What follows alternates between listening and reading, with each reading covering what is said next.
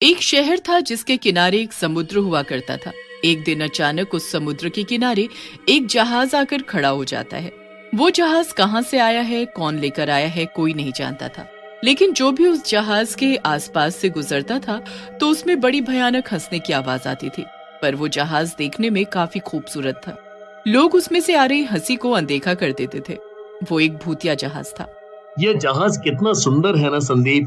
काश हम लोगों को इसमें एक बार सैर का मौका मिल जाता, समुद्र का एक चक्कर लगा लेते और ये जहाज भी घूम लेती।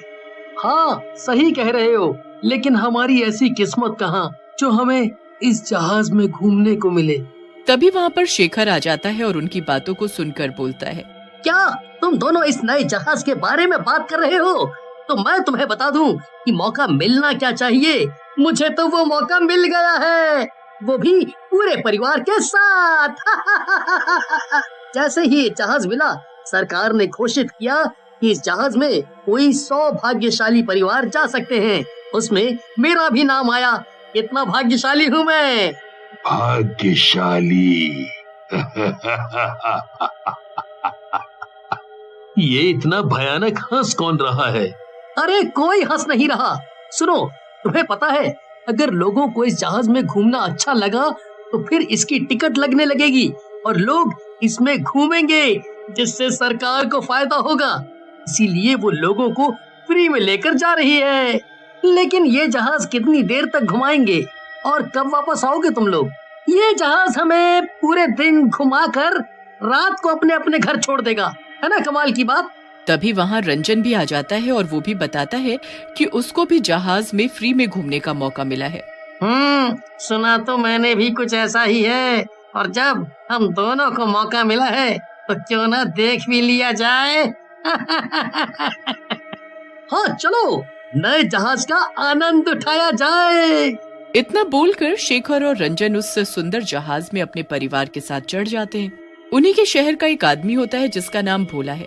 वो उनको ऐसे जाते देख जलता है। जाने क्यों हमेशा इन्हीं लोगों की किस्मत खुलती है।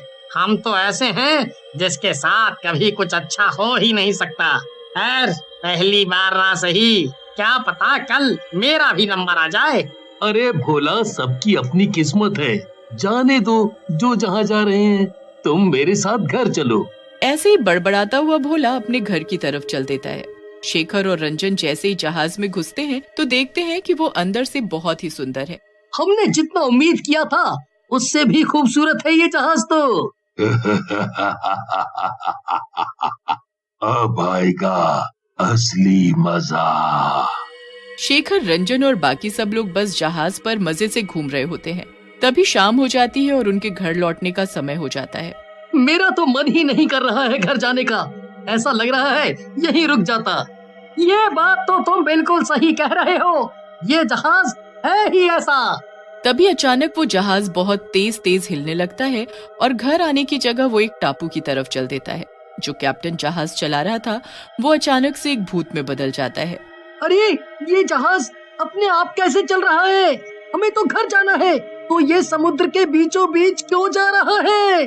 तभी भूतिया कैप्टन बहुत जोर जोर से हंसने लगता है। अपने आप नहीं, मैं लेके जा रहा हूँ और ये जहाज मेरी मर्जी से चलता है। मैं जहाँ लेके जाऊंगा ये वहीं जाएगा। तुम सब इस जहाज पर घूमने आए हो। वो एक भूतिया जहाज है जो सालों पहले समुद्र के बीचों बीच डूब गया था, और सिर्फ मैं ही नहीं, मेरे साथ हजारों लोग भी डूब के मर गए थे। सबने बहुत चिल्लाया था कि हमारी मदद करो, लेकिन कोई मदद के लिए नहीं आया।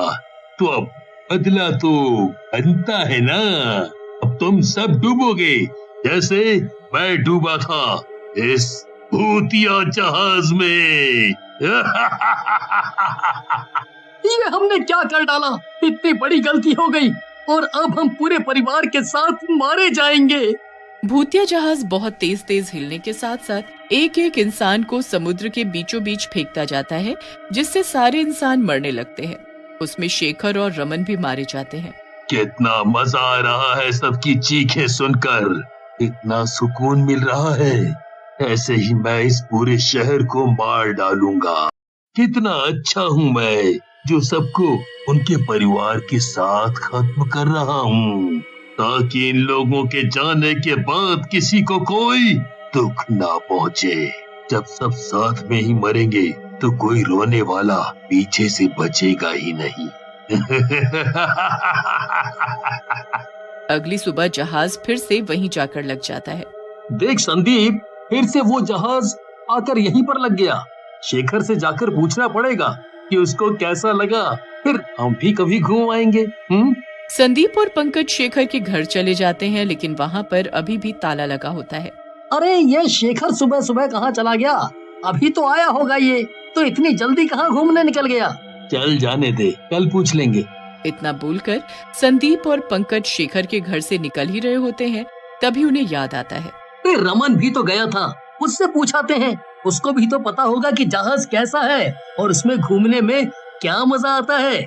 फिर दोनों रमन के घर जाते हैं, पर वहाँ भी ताला लगा ही मिलता है। ये क्या हो रहा है?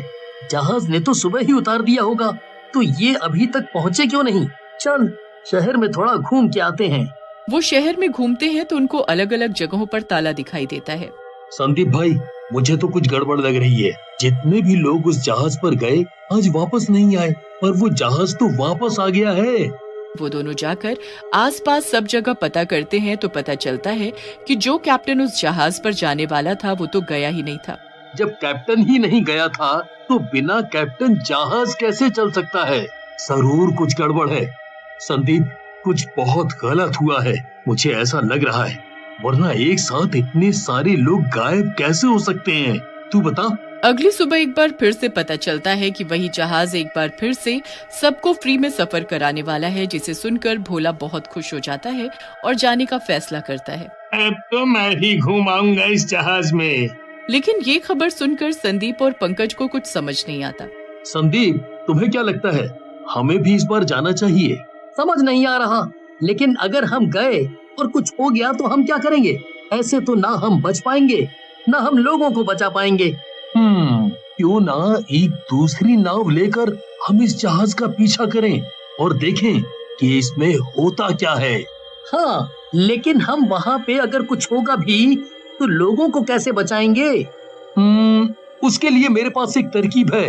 बस मैं जो सामान कह रहा हूँ तुम वो इकट्ठा कर लो साथ ले जाने के लिए। चलो, हमें बहुत तैयारी करनी है, वरना ऐसे हम अकेले उसका कुछ नहीं कर पाएंगे। हाँ, जल्दी बाजार चलते हैं और सामान ले आते हैं। संदीप और पंकज बाजार जाकर सारा सामान ले आते हैं और फिर जहाज के निकलते ही उसके पीछे चल देते हैं। शाम तक तो जहाज ठीक से चल रहा होता है, लेकिन शाम होते ही वो फिर से काले जहाज में बदल जाता है, जिसे देखकर संदीप और पंकज भी बहुत डर जाते हैं। पंकज, तुम्हें सुनाई दे रहा है? जहाज में से अजीब सी आवाजें आ रही हैं। आज मैं फिर से तुम लोगों को मार डालूंगा। तभी पंकज बोल उठता है, मेरे पास एक उपाय है, क्यों ना हम इस जहाज के नीचे छेद कर दें, जिससे जहाज डूब जाए, और जहाज डूबेगा तो हम यहाँ से भाग जाएंगे। बात तो ठीक है, लेकिन उससे पहले हमें सारे लोगों को बचाकर लेके जाना होगा और हमारे पास सिर्फ रात का समय है। भूत भूतिया जहाज में से लगातार लोगों को समुद्र में फेंक रहा था और जितने भी लोग पानी में गिरते हैं, संदीप और पंकज सबको बचाने की पूरी कोशिश करते हैं, लेकिन फिर भी कुछ लोग मर ही जाते हैं। उसके बाद वो फिर से जहाज के पास आते हैं और इस बार आरी लेकर आते हैं और चारों तरफ से उस जहाज में छेद करने लगते हैं। कौन है जिसकी इतनी हिम्मत हुई ये मेरे जहाज को नुकसान पहुंचा रहा है? लेकिन पंकज और संदीप बिना डरे जहाज पर तेज तेज आरी चलाते रहते हैं। लगे रहो पंकज, जरूर हमें सफलता मिलेगी। हाँ, मैं पूरी कोशिश कर रहा हूँ संदीप, और हमें सफलता जरूर मिलेगी, तुम भी लगे रहो। थोड़ी देर बाद जहाज में छेद होने लगता है, जिससे वो जहाज एक बार फिर डूबने लगता है। जैसे ही जहाज डूबता है, पंकज और संदीप बाकी के लोगों को सेफ्टी सामान के सहारे बचा लेते हैं और सब अपने घर की तरफ आ जाते हैं। तुम दोनों का शुक्रिया अदा कैसे करूं? तुम दोनों ने मेरी जान बचाई है, मुझे माफ कर दो। कोई बात नहीं भोला, होता है, जाओ तुम घर जाओ। अगली सुबह होती है, लेकिन आज वो भूतिया जहाज किनारे पर आकर नहीं खड़ा होता। जिससे पंकज और संदीप चैन की सांस लेते हैं और भूत उस भूतिया जहाज